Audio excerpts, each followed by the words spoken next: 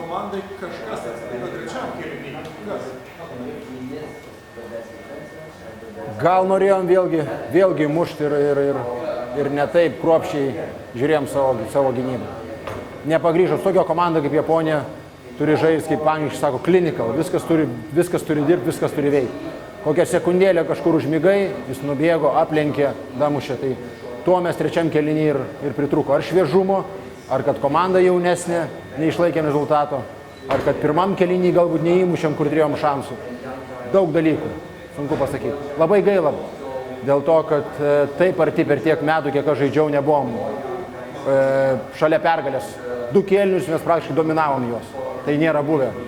Tai gera viltis, kad ateičiai mes kažką gal turėsim, žaidžiant prieš Japonus.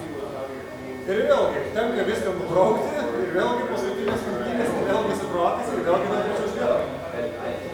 Sudėtinga bus šiandien pamiršti tą, ką mes turėjom, tą, ką mes žaidėm, kad buvom šalia, kad galėjom laimėti ir sukaupti kitom rungtynėm. Tai labai gerai, kad turim parą iki tų varžybų.